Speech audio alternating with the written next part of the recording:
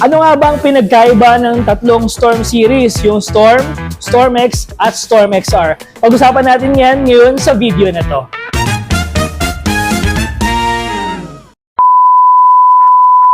What's up? Kumusta mga ka-electric? This is EV Ahimoto, ang inyong lakwachero at galang e-bike rider.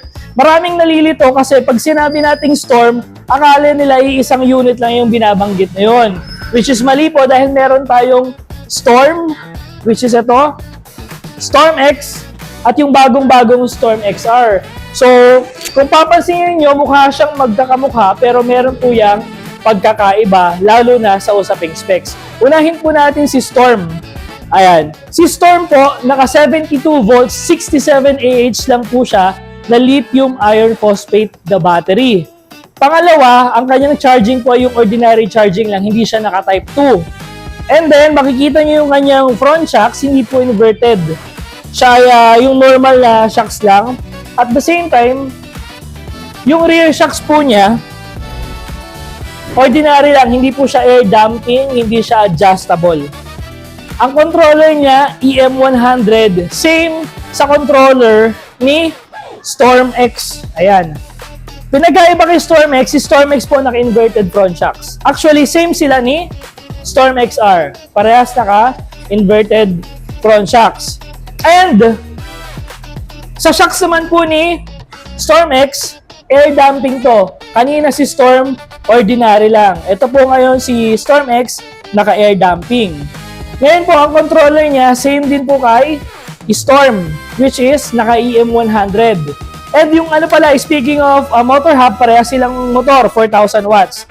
Ngayon, usapang battery. Kung si Storm ay naka 72 volts, 67 Ah na LiFePO4, si Storm X po, naka 72 volts, 95 Ah. Tapos si Storm X po, nasa 180 to 200 kilometers. Naka Type 2 charging na rin po ito. Also, ito pong si Storm, may camera pala to sa harap. Harap lang. Si Storm X, yung unang version, harap lang meron. Pero yung mga pangalawang version, harap at likod, meron na po ano. And makikita nyo naman, sa display panel pala nito, i-insert ko na lang video. Sa display panel nito, meron po siyang temperature ng motor, ng controller, ng battery. Which is si Storm po, wala nun. Kaya baka nagtataka kayo, mura lang yan nung natanong ko, ba't ngayon mahal na? Baka po ang natanong nyo, si Storm lang. Hindi si Storm X, hindi si Storm XR. Usapang Storm XR po naman tayo. Si Storm XR po, mas malakas ang controller, EM180. Compared dito sa dalawa, naka-Votol EM100 lang. Ang motor nito, 6,000 watts. Ang motor po ni Storm X at saka ni Storm, 4,000 watts lang po, ano? And 72 volts, 95 Ah pa rin naman po yung battery ni Storm XR, pero mas mataas po yung kanyang discharge since mas malakas po yung kanyang controller. Also, rear shocks po nito, adjustable na po siya. Adjustable ang rebound, adjustable ang compression. Ayan, kita nyo yan. Ito ang rear shocks ni Storm XR. Pakita natin yung rear shocks ni Storm X. Oh, kita, di ba? Malaki ang pagkakaiba kasi air damping lang po ito pero hindi siya adjustable. Also, crash guard.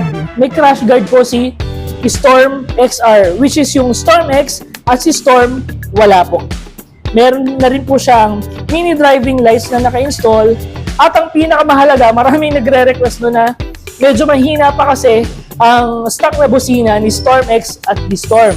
Pero si Storm XR po, stock na busina niya po, malakas na. Paparinig ko po sa inyo ha. Ayan po.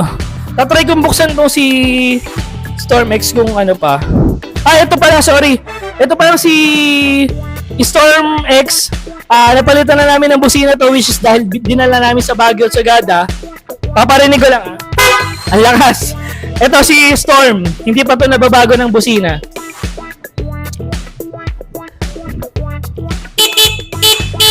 Diba? Ang layo. Mula dito sa Storm na busina. Dito tayo kay Storm XR. Ayan.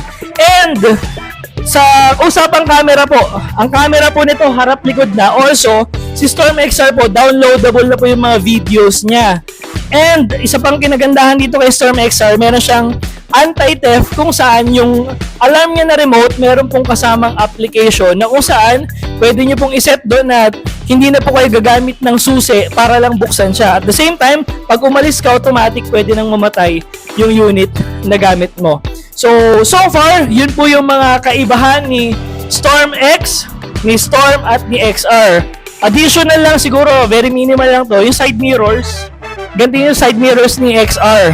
Pero yung kay Storm kasi, Storm X ito, tsaka Storm yun. Pero yung mga bagong labas ng Storm X ngayon, yung mga version 2, parang sinisame na rin nila yung side mirrors dito kay Storm XR. And ang magkakaparehas na isa, lahat to, Storm, Storm X, Storm XR, lahat po yan may brackets na. So, I think wala naman ako nakalimutan, ano? So, yan po ang kinaibahan ni Storm, Storm X at XR. Dahil magkakaiba sila ng specs, expect nyo na rin po na magkakaiba sila ng mga presyo. Kung meron po kayong katanungan pa or may comments kayo, may suggestions kayo, pwede po kayong mag-leave ng comments sa ating comment section. Again, this is Evie Yahemoto, ang inyong lakwachero at galang e-bike rider. Siya nga pala, dito tayo sa NXT E-Bike PH San Pablo. Kung kayo ay malapit sa San Pablo, Laguna, pwede po kayo mag-visit dito sa kanilang showroom or sa kanilang branch para makita nyo pa yung ibang units ni NXT. So ayun lang mga ka-electric, ride safe, keep safe mga kaibiyahe. Kaibiyahe mo